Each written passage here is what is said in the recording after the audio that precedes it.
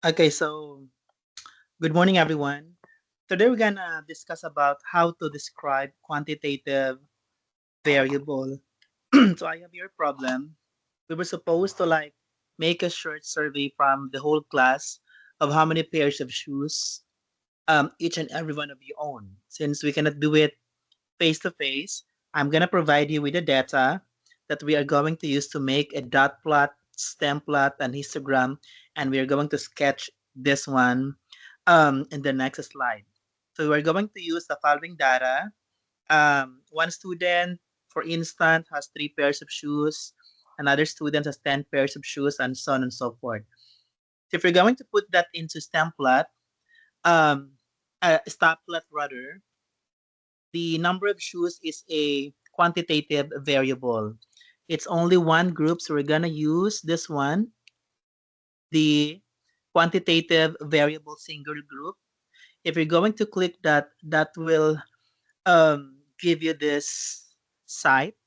So you label the variable name as number of shoes, and then we're gonna input the data. So that's for the purpose of this discussion. I've already inputted all the number of shoes, and to be able to do it, you put comma separated by each of the number of shoes. So 3, 10, 20, 31, and so on and so forth. And then you click begin analysis. So if you wanted the dot plot, that's the dot plot looks like. If you wanted to change it into histogram, that's the graph of the histogram. If you wanted to change it into box plot, that's the graph of box plot. You see here, this one is the outlier. And if you wanted a stem plot, that's the stem plot looks like. So even if you change the display of the graph, dot plot, histogram, box plot, or stem plot, the summary of the statistics remains the same. So our mean there is 14.9. The standard deviation is 9.962. The minimum is 3. Quartile 1 is 10. The median or quartile 2 is 10.5. Quartile 3 is 20. I've already take a screenshot of the different graph. So dot plot, we have the stem plot, and we have here the histogram. Now let us try to describe the distribution of the number of pairs of shoes in our class. So in taking the AP exam, especially the free response question, if you were asked to describe the distribution of the graph, um, to make it easier for you to describe the graph, let's follow the following terms. Describe the shape. So when you say the shape, is it um, symmetric or symmetric or skewed left or skewed right? That's what the shape of the distribution looks like. Like for example, in our graph, typically it's skewed to the right side. So the distribution looks like it's skewed to the right side. Outlier, we're gonna talk about more of the outlier in the next chapter. But when you say outlier, those are variables that are too high or too low, which affects the standard deviation and the mean. The standard of the distribution, you're gonna talk here about the mean or the median. So you will talk about mean if the distribution of the data is roughly symmetric, and you're gonna say median if it is skewed to the left or skewed to the right. Okay, so when describing the distribution, let's use those ly verb, like for example fairly symmetric or slightly skewed to the left or slightly skewed to the right. The variability, it will answer the question it will answer the question about what's the range or how variable the data is. Talk about the standard deviation.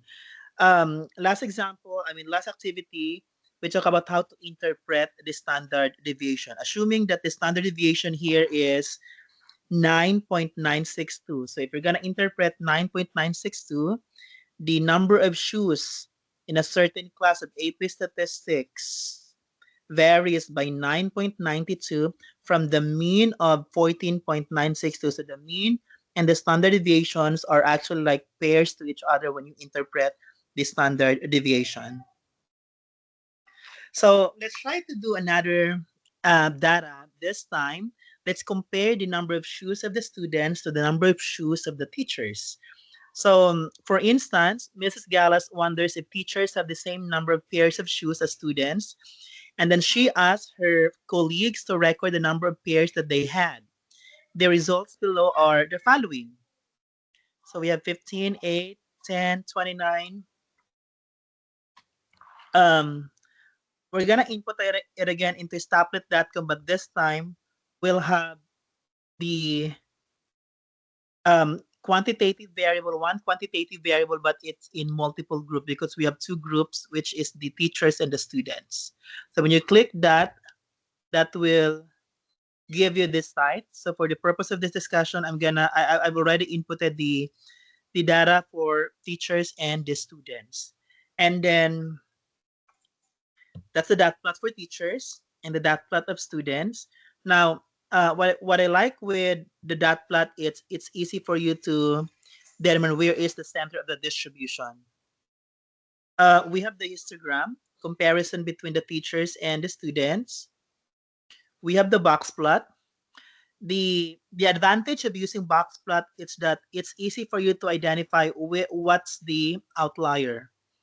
So teachers outlier, we have here two outliers for teacher, and there is one outlier for student. And since it's two variable, I mean two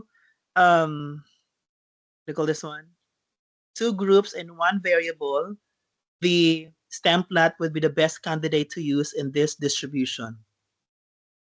So notice that I've already taken a screenshot of that here. So notice that if we are going to interpret again or to describe again the result, you can start with the shape of the distribution. So like for instance, you could say their teacher's graph is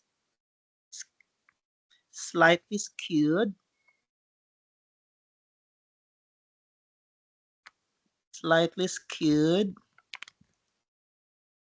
to the right,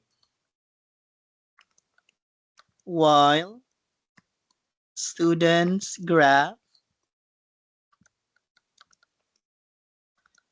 is fairly symmetric.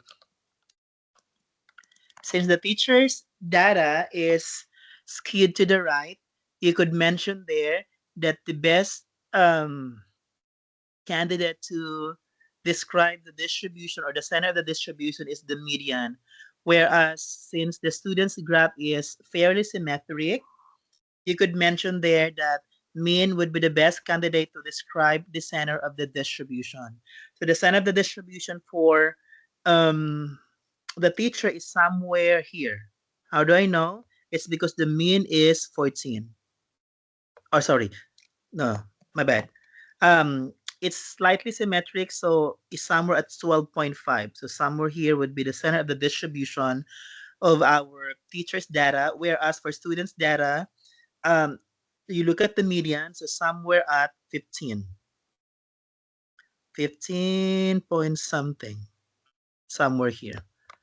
Okay, and you could also mention there the center, the variability, as well as the you could add context plus fairly language.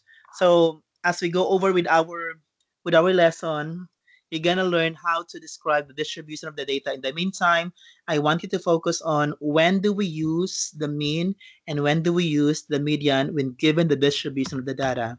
So mean is being used when the graph is fairly symmetric, and median is being used when the graph is skewed to the left or skewed to the right.